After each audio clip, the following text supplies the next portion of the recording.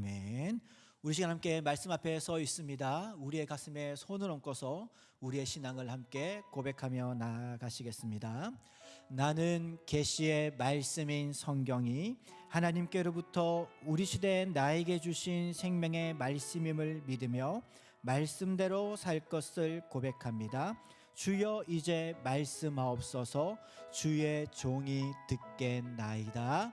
아멘. 오늘 이 시간에는 역대상 4장의 말씀을 통하여서 야베스의 기도라는 제목으로 하나님의 말씀을 증거하도록 하겠습니다. 1998년도쯤일 것 같습니다. 여러분들 패치 아담스라고 하는 영화를 보셨습니까? 로빈 윌리엄스, 유명한 헐리우드 배우이죠. 로빈 윌리엄스가 의사로 주연을 맡았던 영화입니다. 그의 이름이 그 영화상에서 이제 패치 아담스라고 하는 이름을 가지고 있는 의사로 등장을 하게 되어지는데요. 처음 이제 영화가 시작하게 될 때에 로빈 윌리엄스가 이제 대학교에서 의사 공부를 마치고 이제 레지던트로 실습을 시작하면서 영화가 시작이 되어지게 됩니다.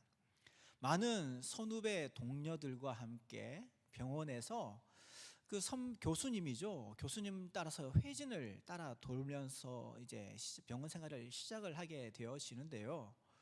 이 로빈 윌리엄스에게는 충격적인 장면이 눈앞에 펼쳐지게 되어집니다. 강의실 안에서는 교수님은 정말 위대하신 분이십니다. 생명을 살리고 정말 이 땅에서 의사가 얼마나 중요한지에 대하여서 열강을 하셨던 교수님이신데요. 막상 병원에서 환자들 앞에서 마주하였던 교수님의 모습이 충격이었기 때문인 것이죠. 환자를 보게 됩니다. 그런데 교수님은 수많은 제자들 앞에서 환자들에게 이렇게 얘기하는 것이죠. 305호 환자. 또 환자 한 명을 멀리서 마주하게 됐을 때에 이렇게 이야기합니다. 강박증 환자, 정신불안증 환자. 환자를 부를 때에 말이죠. 수많은 제자들 앞에서 환자들에 대하여서 그렇게 지칭을 하더라라고 하는 것입니다. 응급환자가 실려왔습니다. 여성분인데요. 다리가 괴사되어지고 있는 것이죠. 그런데 근데 정신은 말짱합니다, 환자가. 그런데 그 환자 앞에서 말이죠. 제자들에게 이야기하는 것이죠. 이러한 몸에 문제가 있을 때에는 다리를 이렇게 잘라야 돼. 이렇게도 자를 수가 있어. 그 누워있는 환자의 마음이 어떨까요? 그런데요, 아랑곳하지 않습니다. 또는 이러한 방식으로 이 다리를 고칠 수가 있어. 그 앞에서요, 강의를 하고 있는 것입니다. 로빈 윌리엄스에게는 충격이었던 것입니다. 그리고 이제 다른 자리로 떠나려고 할 때에 정말 그래서는 안 되는데요, 교수님께 질문하는 것이죠. 어떻게 레지던트 입장에서 초년생이 교수님에게, 의사 선생님께 질문을 할 수 있습니까? 그런데 그는 질문하는 것입니다. 선생님, 교수님, 환자의 이름은 무엇입니까?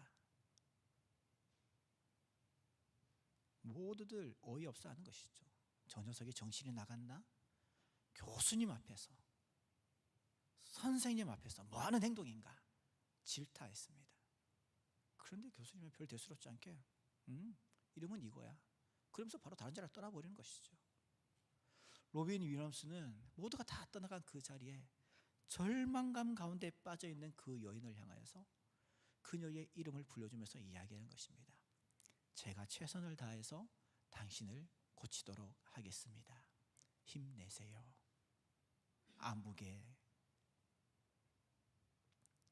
아무도 그녀의 이름을 불러주지 않았습니다. 아무도 그녀의 마음 상태가 어떠한지 관심이 없었습니다. 그런데 이 주인공은 그러한 것을 마음을 가지고서 그녀에게 다가간 것이죠. 영화의 전반적인 내용이 그렇습니다. 소아암 병동이 있습니다. 어린 아이들 말입니다. 아이들이 머리를 다 깎고요, 절망감 가운데 누워 있는 것이죠. 그런데 이 로빈 윌리엄스가 그 절망감 가운데 있는 병실에 들어가가지고 아무도 진찰을 안 받으려고 하는 그곳에 가가지고 진료용 도구를 가위로 잘라가지고요, 광대 코를 만들기도 하고, 아이들 입안을 들여보는 그 자그마한 의료용 도구를 가지고 더듬이를 만들어가지고요, 아이들 앞에 공연을 해주고 웃겨주고, 아이들이 그 소변을 받는 그 소변통을 발에 신고서요, 아이들 앞에서 광대 같은 춤을 추면서 얘들아, 너희들 왜 이렇게 약해져 있어? 힘을 내. 내가 너희들에게 와서 매일매일 재밌게 용기 줄게, 웃겨줄게. 그러니까 누워있던 아이들, 등 돌리고 있던 아이들이 하나둘씩 이 선생님을 바라보게 되어지면서 나도 웃을 수 있구나, 얼마 만에 답 찾는 행복인가 라고 하면서 그 병동이 아이들이 있어야 될 장소잖아요. 아이들이 있는 공간 아닙니까? 그곳에서 사라져버린 아이들이 깔깔깔깔 웃는 그 웃음소리가 그 병실 속에서 다시 살아나게 되어지는 패치 아담스. 처음에 이 영화가 만들어졌을 때는요, 영화 언론가들이 혹평을 했습니다. 이건 정말로 상업적으로도 성공할 수 없는 영화야 라고 하면서 혹평을 뜯어냈거든요. 그런데 그해 98년 겨울 이 영화가 개봉했을 때 수많은 사람들의 마음을 움직인 것이죠. 울린 것이죠. 그동안 병원에서 받았던 그 막 모질었던 그 상처들, 아픔들이 이 영화 한 편을 통하여서 위로를 받기 시작하고, 나도 이렇게 사랑받을 수 있는 존재구나, 나에게도 소망이 있구나, 그러면서 그 해, 그 시즌에 블록버스터 1위를 찍는 영화로 등극하게 되어지는 것입니다. 그런데 참 안타깝게도 말입니다, 오늘 우리가 살아가고 있는 시대가 정말 그 병원에서의 모습과 똑같지 않습니까? 영화에서는 환자를 대할 때에 그저 진단명으로 환자들을 대하게 되고, 그 진단명으로 환자들을 대하면서 환자들을 죽이는 그런 모습들이 얼마나 많이 있었습니까? 근데 생각해 보면 한 주간의 우리의 삶들도 그러했다라고 하는 것이죠. 우리가 누군가에게 어떤 인격적인 존재로 대우받기보다는 직장에서는 그저 하나의 사원 번호로서 불려지고, 어떠한 거래처에서는 직급으로 비교되어지고, 학교에서는 성적으로 불리는 우리의 인격과 이름은 사라지고 그저 하나의 세상적인 분류로만 남아있는 거치고 메마른 세상의 삶을 우리가 살아오지 않았나라고 생각이 되어지는 것입니다. 그런데 오늘 우리가 읽었던 본문의 야베스가 그러한 우리의 현실과 똑같은 삶을 살아가던 사람이었습니다. 야베스의 기도 너무나도 유명하지 않습니까? 성구 액자로도 얼마나 많은 가정에 그 액자가 있나요? 그래서 야베스의 기도, 그것만 들어도 되게 기분이 좋지 않습니까? 그런데요, 성경을 조금만 공부해봐도요, 그런 말 못합니다. 야베스, 고통이라고 하는 이름을 가지고 있습니다. 이 야베스는 고통의 사람이었습니다. 그의 어머니가 그가 태어날 때에 그의 어머니의 건강이 안 좋았는지, 아니면 그 태아로 인하여서 어머니가 생명의 위협을 느꼈는지, 아니면 그 시절에 힘들었는지, 가정 형편이 어려웠는지는 모르지만 아이를 낳고서 아이의 이름을 고통이라고 지어버린 것이죠. 야베스의 삶이 그러한 삶이었습니다. 누군가에게 사랑받기보다는 누군가에게 비교당하고 멸시당하는 인생을 살아왔었고, 살아갈 수밖에 없었던 사람이 바로 야베스라고 하는 이름을 가지고 있었던 그였다라고 하는 것이죠. 그런데 놀랍게도 오늘 성경은 그러한 고통의 인생을 하나님께서 변화시켜 주셨다라고 말씀에 기록을 하고 있는 것입니다. 야베스와 같은 세상의 분류 속에서, 비교 속에서, 편견 속에서 거치고 메마른 삶을 살아가고 계신 우리 성도님들이 계시다면, 미래에 대한 좌절과 소망이 사라져버리고 좌절과 절망감 가운데서 살아가는 분이 계신다면, 오늘 이 말씀을 통하여서 위로를 얻으시고 소망과 용기를 얻으실 수 있기를 주님의 이름으로 축복합니다. 첫 번째로 오늘 이 말씀을 보면은요, 야베스, 다시 한번 말씀을 드리지만 야베스, 그 이름이 좋은 이 의미를 가지고 있는 이름이 아니다라고 하는 것인데요. 야베스라고 하는 이름 자체가 고통이라고 하는 의미를 가지고 있는 건 아닙니다. 그냥 그 이름은 야베스인데요. 근데 왜 이 이름을 가지고서 고통이라고 하느냐? 이 고대 근동 사회에서 또 구약 성경에서 흔히 가끔씩 나타나는 하나의 어떤 문학적 기법인데요. 우리네 한글도 보면은 자음과 모음이 있지 않습니까? 이 히브리어도 그렇거든요. 이 고대 근동 시대에 히브리어도 자음과 모음이 있었는데 야베스라고 해가지고 자음을 표시하면은 세 개입니다. 아인, 베트, 차치, 아인, 베트, 차테, 이렇게 해서 세 가지의 자음이 쓰여져 있는 이름이거든요. 보통 히브리어는 세 개의 자음이 들어가는 단어를 가지고 있고 이름을 가지고 있는 야베스, 아인, 베트, 차테라고 하는 이 자음이 들어가 있는데 또 비슷한 단어가 있습니다. 아인, 차테, 베트, 두 번째, 세 번째 단어가 바뀌어 있는 거죠. 그것이 바로 오쳄이라고 하는 단어인데, 그 오쳄이라고 하는 단어가 고통, 근심, 걱정, 염려를 가지고 있는 단어인 것이죠. 그래서 이 저자는요, 고통이 가지고 있는 그 단어의 두 번째, 세 번째 자음을 돌려서 야베스라고 하는 고통의 인생을 살아가고 있었던 한 사람의 삶을 소개를 하고 있다라는 것입니다. 근데 왜 야베스의 기도가 또 우리에게 유명하냐면요, 여러분들 성경 통독 많이 해보셨죠? 역대상을 읽다 보면은요, 1장부터 이 성경 통독을 하기 싫어집니다. 왜냐하면은 1장부터 족보가 나오거든요. 누가 누구를 낳고 누가 누구를 낳고. 그런데 이 족보가 어디까지 기록되어 있는 줄 아시나요?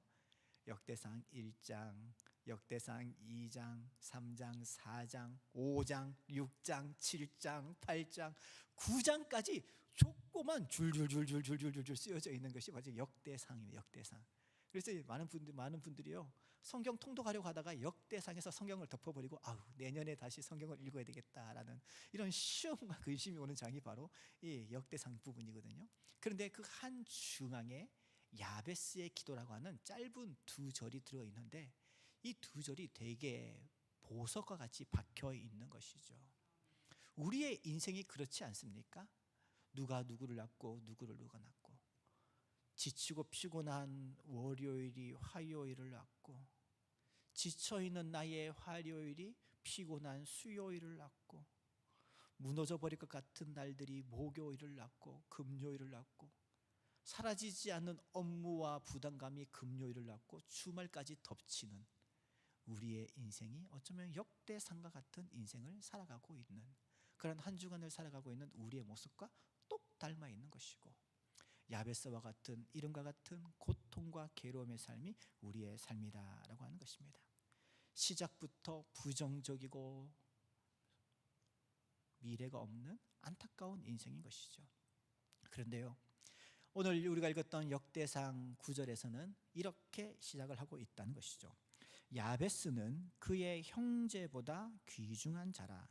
그의 어머니가 이름하여 이르되 야베스라 하였으니 이는 내가 수고로이 낳았다 함이었더라. 아멘. 그의 어머니가 수고로이 낳았기 때문에 그의 이름을 야베스라고 지었지만, 오늘 이 성경에서는, 성경의 저자는, 성령님께서는 야베스에 대해서 첫 줄에 이렇게 얘기하고 있는 것이죠.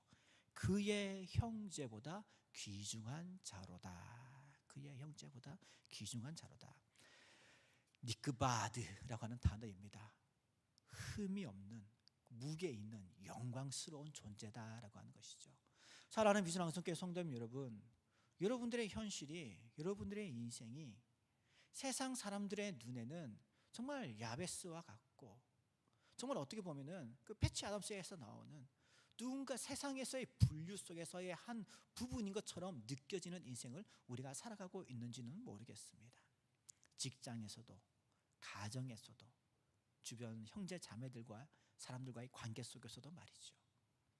그런데요, 하나님은 우리를 세상의 눈으로 바라보지 않는다라고 하는 것이죠.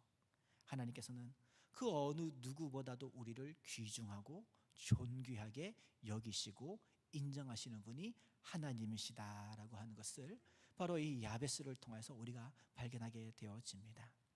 때로는 우리가 이 세상을 살아가다 보면은 내가 생각하지 못했던 어려움을 처할 때가 너무나도 많이 있습니다. 그리고 그 어려움 속에서 여러 가지 세상의 편견과 잣대와 정의가 나를 기준할 때도 많이 있고, 그 상황 가운데서 마음이 무너지고 소망이 사라져버린 삶을 살아가기 쉬운 것이 우리의 인생인 것입니다. 그럼에도 불구하고 하나님께서는 우리를 그렇게 바라보지 않는다라고 하는 것이죠. 우리는 하나님 앞에 그 어느 누구보다도 귀중하고 존귀한 자로 여겨주시는 사랑의 하나님이 나의 하나님이 되시는 줄 믿습니다. 제가 이번 주에 현수막을 많이 갈았습니다. 많이 갈았는데요, 오른편에게 참 오랫동안 몇 주간 기도하는 가운데에 현수막이 나왔죠. 뭐라고 되어 있습니까? God is love. 하나님은 사랑이시라. 하나님은 사랑이시라. 우리가 세상이 너무나 수고롭다 보니, 괴롭다 보니 수고만 생각하는데 사랑의 하나님을 잊어버리며 살아가는 날들이 너무나도 많은 것이죠. 하나님께서는 고통과 괴로움의 삶을 살아가고 있는 야베스를 향하여서 나는 사랑의 하나님이다, 너는 결코 무가치한 존재가 아니라 귀중하고 존귀한 존재임을 다시 한번 더 각인시켜 주시고 있다라고 하는 것입니다. 나를 향한, 우리를 향한 그 사랑의 하나님의 음성을 우리가 깊이 나를 향하신 하나님의 음성으로 받아들일 수 있는 그 은혜가 있으시기를 주님의 이름으로 축복하는 것입니다. 그런 점에 있어서 우리 옆에 계신 분들에게 좀 이렇게 이 시간 고백했으면 좋겠습니다. 당신은 존귀한 하나님의 자녀입니다. 시작. 당신은 하나님의 존귀한 자녀입니다. 또 앞뒤에 계신 분들에게도 좀 인사했으면 좋겠습니다. 하나님은 당신을 사랑하십니다. 하나님은 당신을 사랑하십니다. 그렇습니다. 세상이 나를 향하여서 뭐라 하든, 때로는 나의 내면 속에 어두운 목소리가 나를 어떻게 정의하든 그것은 그들의 음성일 뿐, 하나님은 나를 향하여서 존귀하게 여긴다, 사랑한다라고 여겨주시는 줄 믿습니다. 그런 은혜 가운데의 믿음으로 승리하시기를 주님의 이름으로 축복합니다. 그런 하나님의 사랑을 받은 야베스, 그가 어떻게 기도하였는지를 이제 한번 두 번 나누어서 살펴보도록 하겠습니다. 첫 번째로 10절 상반절에 이렇게 기록되어 있습니다. 야베스가 이스라엘 하나님께 아뢰어 이르되 주께서 내게 복을 주시려거든 나의 지역을 넓히시고 주의 손으로 나를 도우사라고 기록을 하고 있다라고 하는 것이죠. 야베스가 하나님 앞에 기도하였습니다. 주여 내게 복을 주시려거든. 야베스의 기도가 복받는 기도다라고 흔히 알려져 있지 않습니까? 하나님 나에게 복을 주옵소서. 그 기도문에 많은 크리스찬들이 열광하게 되어지는 것이죠. 그래서 이 기도문을 좋아하는데요, 근데 이것도 좀 말씀을 원어적으로 조금만 살펴봐도 의미가 완전 달라집니다. 완전 달라집니다.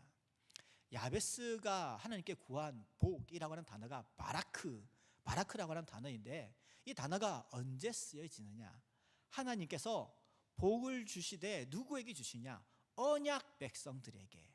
언약 백성들에게 주시는 복을 설명할 때 바라크라고 하는 단어를 쓰는데, 야베스가 얘기하는 것이죠. 하나님, 저는 하나님의 바라크의 복을 받는 언약 백성입니다. 세상 사람들은 나를 향하여서 실패자라고 이야기합니다. 세상 사람들을 나를 향하여서 인생이 끝났다라고 얘기합니다. 그런데요, 하나님, 저는 믿습니다. 저는 알고 있습니다. 저는 하나님의 보호하심과 복을 받을 수밖에 없는 언약 백성이라는 것을요. 야베스는 그렇게 기도를 하고 있다는 것이죠. 이것이 하나님의 마음에 합당했다는 것입니다. 2026년도를 살아가고 있는 우리도 똑같은 건 아니겠습니까? 우리가 무슨 낯으로 하나님을 배울 수 있겠습니까? 나에게 무슨 의로움이 있어서 하나님 존전에 나아갈 수가 있겠습니까? 하나님의 복을 받을 수가 있겠습니까? 그런데요, 하나님께서 우리를 존귀하게 여기사 너무나도 사랑하시사 하나밖에 없는 아들 예수, 독생자 예수 그리스도를 이 땅에 보내시셔서 정말 죄인인 우리를 위하여 십자가에 못 박으시면서까지 우리를 구원하실 수 있는 그 은혜의 길을 만들어 주시지 않으셨습니까? 그래서 우리도 예수님이 날 위하여 죽으시고 부활하셨고 지금도 하나님 보좌 앞에서 날 위하여 기도하고 계시고 하나님의 때가 차게 될 때 이 땅에 재림하실 것을 믿는 우리가 된다면 우리도 하나님의 언약 백성이 되어지는 것이죠. 그래서 우리도 이렇게 기도할 수 있는 것이죠. 나의 의로움 때문에 기도할 수 있는 것이 아니라, 하나님, 저는요 실패할 수 없는 인생입니다. 왜냐하면 하나님 하나밖에 없는 아들 예수 독생자 그리스도의 보혈로 말미암아 구원받은 백성이기 때문인 것이죠. 저는 하나님의 언약 백성인 줄 믿습니다. 주여 그 예수의 은혜를 힘입어서 제가 하나님 앞에 기도를 올려드립니다. 나의 기도에 응답하여 주시옵소서. 이것이 바로 야베스가 가지고 있었던 정말 그 구약시대의 그 놀라운 통찰력이 있었던 기도의 모습이었다라고 하는 것이죠. 그러면서 무엇이라고 기도하고 있습니까? 주님, 나의 지역을 넓혀 주옵소서. 나의 지역을 넓혀 주옵소서라고 기도를 하고 있는 것이죠. 이 지역을 넓혀 달라는 기도가 뭘까요? 하나님, 제가 살고 있는 집을 지금 19평 살고 있는데 24평으로 바꿔주세요. 저 지금 24평 살고 있는데 32평으로 바꿔주세요. 이거인가요? 아닙니다. 여기서 말하는 지역이라고 하는 단어가 히브리어로 게불이라고 하는 단어인데, 이게 언제 쓰였느냐? 하나님께서 여호수아를 통하여서 가나안 땅을 허락하신 다음에 그 가나안 땅에 있는 족속들을 다 물리쳤습니다. 그 이후에 하나님께서 얘기하신 것이죠.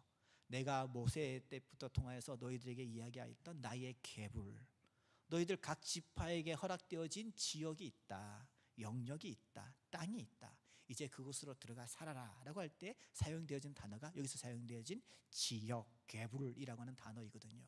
그런데 이스라엘 백성들은 하나님의 그런 축복 가운데에 땅을 받았습니다. 복을 누렸습니다. 그것을 받은 이후에 이스라엘 백성들이 변질되어지게 되어지는 것이죠. 죄악에 빠지게 되어지는데 어떻게 빠지느냐?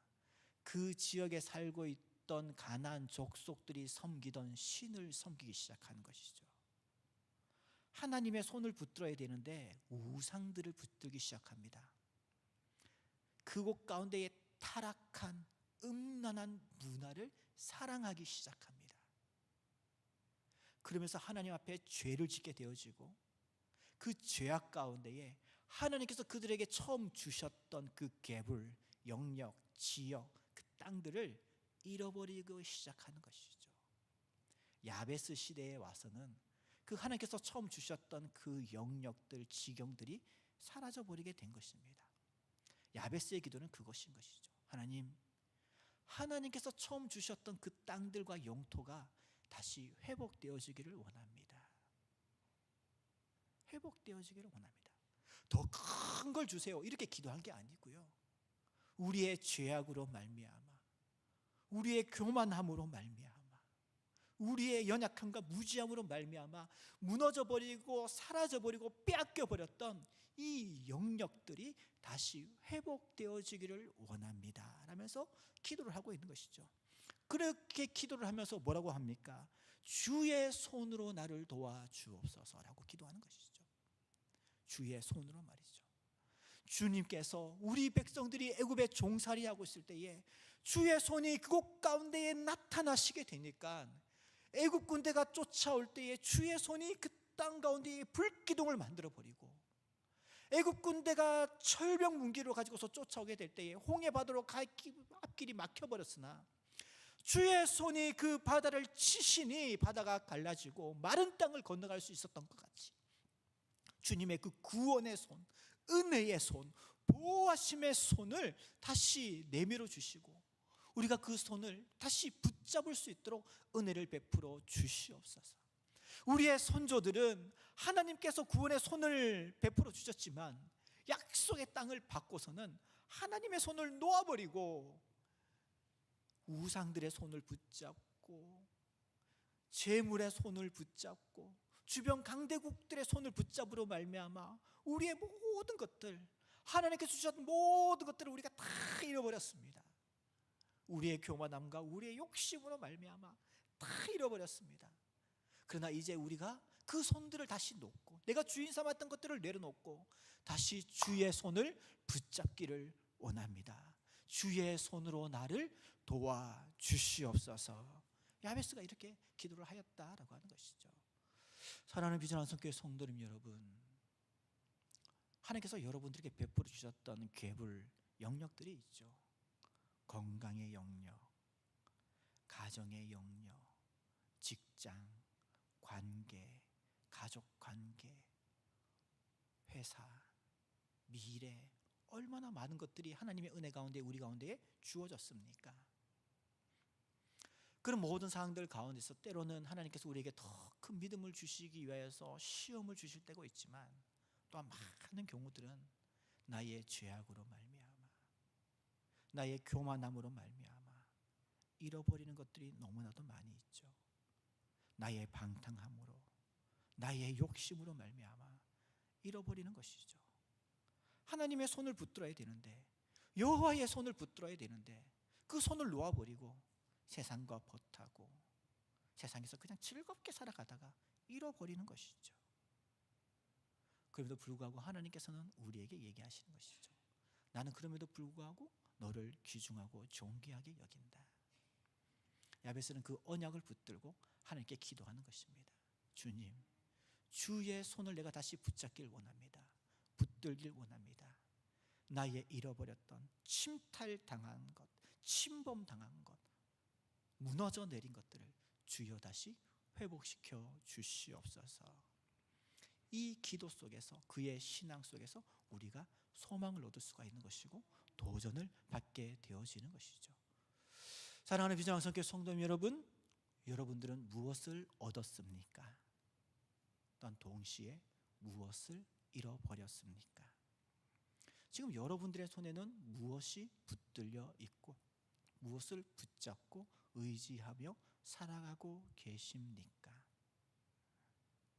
우리가 결코 놓아서는 안 되는 것, 여호와의 손인 하나님의 손인 것이죠.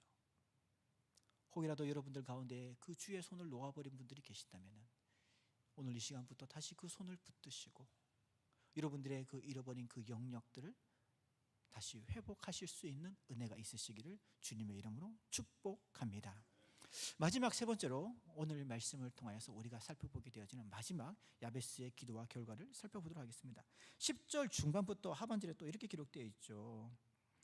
나로 환난을 벗어나 내게 근심이 없게 하옵소서 하였더니 하나님이 그가 구하는 것을 허락하셨더라. 아멘. 여기 환난과 근심이 나오죠. 제가 처음에 말씀을 드렸던 야베스라고 하는 이름의 근원이 되어는 오쳇이라고 하는 단어가 지금 여기에 쓰여져 있는 환난과 근심인 것입니다. 야베스가 하나님께 기도하는 것이죠. 하나님, 나의 삶 가운데에 참 근심이 많습니다. 환난이 많습니다. 절망감이 넘쳐납니다.